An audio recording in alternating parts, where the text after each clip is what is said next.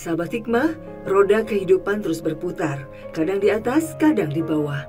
Pernah merasakan hidup bergelimang harta, namun musibah yang datang bertubi-tubi membuat Mak Mulyati kini terpaksa tinggal di gubuk di pinggir kali. Dan harus berjualan bakso tusuk serta pepes ikan keliling kampung untuk menyambung hidup keluarganya. Sudah 15 tahun, Mak Mulyati yang tinggal di Kampung Cimenteng, Desa Mukar, Cianjur ini berjalan kaki menjajakan dagangannya dari kampung ke kampung. Bakso tusuk yang biasa menjadi jajanan kegemaran anak-anak dijual Mak Mulyati seharga Rp1.000 per tusuknya. Selama bulan Ramadan, Mak pun berdagang keliling pada sore hari menjelang waktu buka puasa.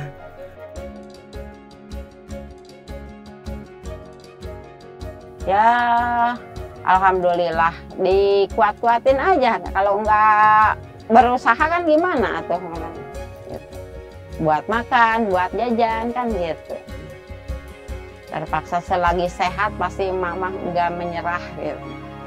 Yang dilihatnya cucu gitu. Selain berjualan bakso tusuk, Mak Mulyati juga berdagang pepes ikan cere. Ikan cere diperolehnya dengan menangkap langsung di sawah. Terkadang jika sedang sulit mendapatkannya, Mak terpaksa harus membelinya dari pemilik kolam ikan.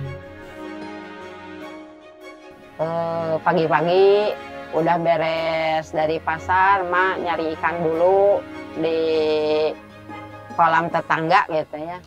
Tapi kebetulan itu orangnya baik, ya bolehkan gitu nyari ikan gitu.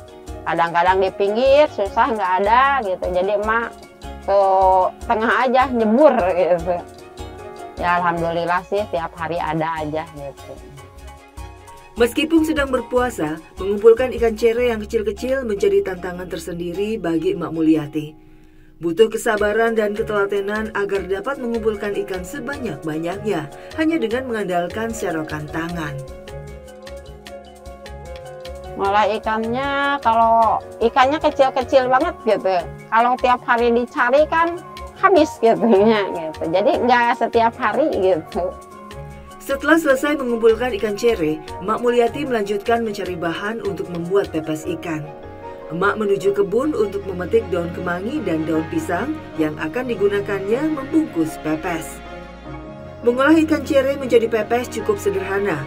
Mak menghaluskan bumbu-bumbunya terlebih dahulu, kemudian dicampur dengan ikan cere, lalu bungkus dengan daun pisang. Setelah itu tinggal dikukus sampai matang. Selain ikan pepes, Mak juga membuat ikan cere crispy. Sisa ikan dibalur dengan tepung terigu dan dibumbui penyedap rasa oleh Mak, lantas digoreng sampai kering.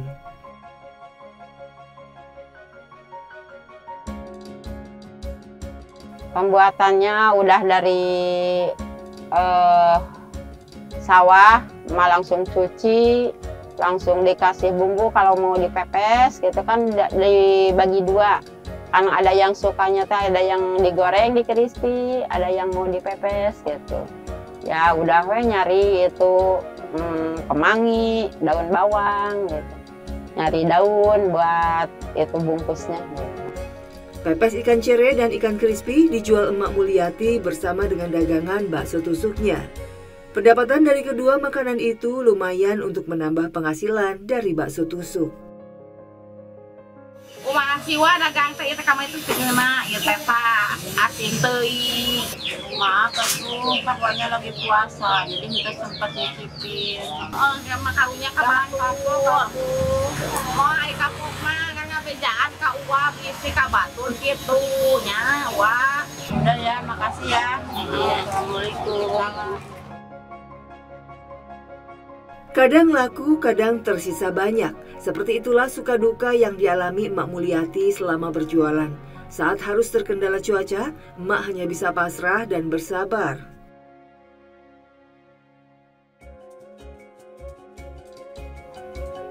Kadang-kadang kalau udah beres waktu berangkat, kadang hujan.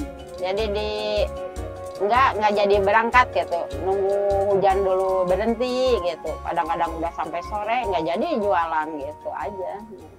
Di gubuk yang terletak di pinggir kali ini, Mak Mulyati dan Abah Onis tinggal bersama kedua cucu mereka yang sudah yatim piatu. Anak sulung mereka yang juga bapak dari kedua cucunya belum lama ini meninggal dunia. Gubuk yang mereka diami ini dibuat menumpang di tanah pengairan berdekatan dengan pos ronda. Warga sekitar mengizinkan emak dan abah tidur di pos ronda lantaran sudah tidak mampu membayar kontrakan rumah. Ya awalnya teh emak teh mau udah dijual rumah teh emak teh sempat ngontrak dulu. Sebulan kan 500.000. Kan nggak ada yang usaha jadi nggak kebayar gitu. Ada itu teh tanah kosong yang punya pemerintah. Emak itu dulu minta izin dulu sama Pak RT RW sama masyarakat gitu. Ada pos kan, pos ronda. Jadi emak bikinin gitu. Dipakai tidur, dibikinin ke sampingnya, dibikinin gubuk gitu. Ya alhamdulillah lah masyarakat di sini pada baik semua, tidak dibolehkan tidur di pos ronda. Sebelum mengontrak, tadinya mereka memiliki rumah sendiri, bahkan juga memiliki mobil dan motor. Namun, semuanya harus dijual untuk biaya berobat abah. Ya waktu itu abah teh ada yang nyuruh kerja gitu. Nggak tahu musibah datang kan gitu. Tiba-tiba itu yang rumah tetangga yang mau dibangun teh lagi ngejemur tiang kayu. Banyak sekali sampai ada 30 batang gitu. Tiba-tiba pas langsung kena badan abah semua gitu. Kata dokter harus dirawat katanya. Ya nggak bisa kan nggak ada yang ngurus jadi pulang lagi, jadi berobat jalan gitu. Ya dioperasinya di sini di Cianjur, dioperasi di Cianjur, yang nggak punya apa-apa kan, biaya operasi pas pertama dioperasi itu harus ada uang 35 juta.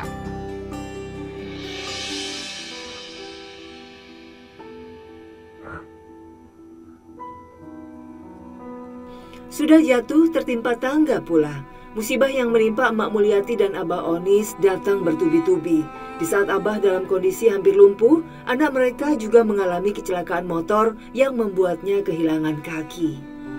Akibat musibah yang terus-menerus menimpa mereka, Emak dan Abah pun harus merelakan harta bendanya digadaikan dan dijual satu persatu untuk membiayai semua pengobatan itu.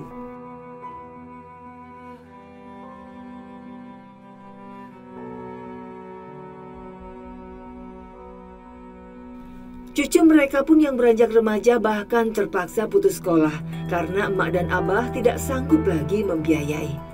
Hasil dari berjualan bakso tusuk hanya cukup untuk makan sehari-hari. Itu pun penghasilannya tidak menentu. Ya emak juga ingin punya rumah lagi gitu. Ya kalau ada sisa, ada 2.000, ada 5.000, nyimpan dulu gitu. Mudah-mudahan satu hari emak punya rumah lagi. Hanya kesabaran dan keikhlasan bekal Emak Mulyati dan Abah Onis dalam menghadapi ujian serta cobaan hidup mereka, sebagaimana diajarkan Rasulullah SAW. Sesungguhnya, pahala besar karena balasan untuk ujian yang berat. Sungguh, jika Allah mencintai suatu kaum, maka Dia akan melimpahkan ujian untuk mereka.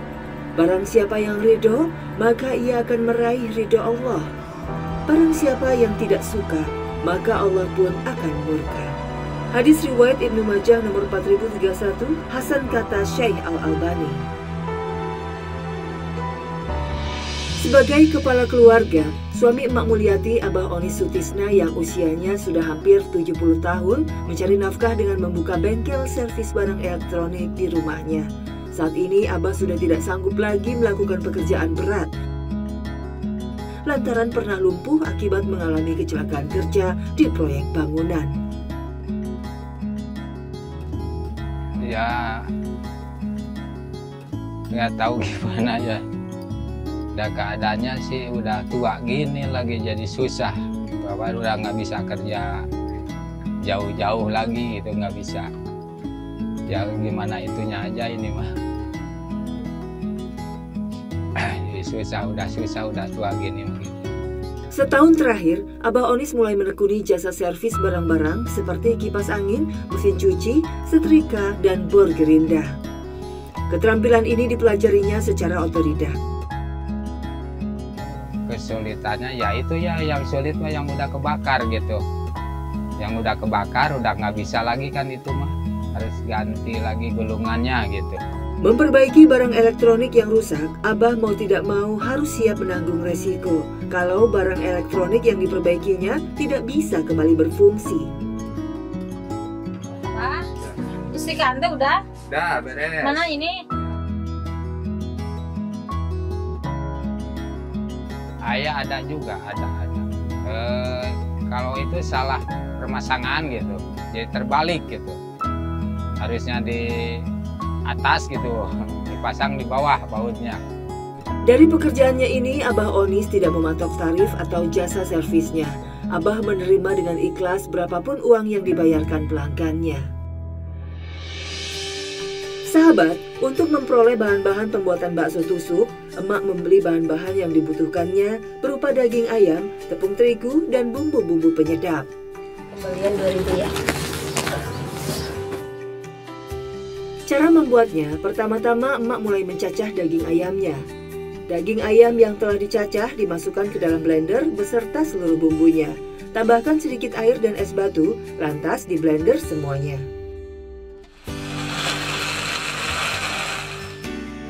Setelah itu, emak menuangkan tepung terigu ke dalam mangkok dan mencampurnya dengan hasil blenderan daging ayam yang sudah dibumbui tadi. Diaduk-aduk agar tercampur rata dan membentuk adonan. Selanjutnya, adonan dibuat bentuk bulat-bulat. Bulatan adonan itu pun tinggal direbus hingga mendidih. Bakso yang sudah matang diangkat dan ditiriskan, kemudian dimasukkan ke dalam termos dan siap untuk dijual. Sekali masak dari bahan-bahan yang disiapkan tadi, Emak Mulyati bisa membuat sekitar 130-an butir bakso. Secara keseluruhan, proses pembuatan bakso tusuk tidak terlalu sulit bagi emak. Kalau nggak pakai es batu, kayaknya nggak jadi nggak ngembang gitu. Waktu pembuatan nama, kadang-kadang gasnya habis, nggak ada uang gitu aja. Sahabat Hikmah, beratnya ujian yang diterima oleh Emak Mulyati yang kehilangan harta bendanya serta harus menafkahi anggota keluarganya yang sakit tak mematahkan semangat untuk mencari rezeki yang halal. Begitu juga dengan Nenek Titi pembuat gerabah dan Abah Aat. Mereka tetap gigih mengejar rezeki. Semoga tayangan Hikmah hari ini dapat membawa manfaat, menggali hikmah, menuai berkah. Wassalamualaikum warahmatullahi wabarakatuh.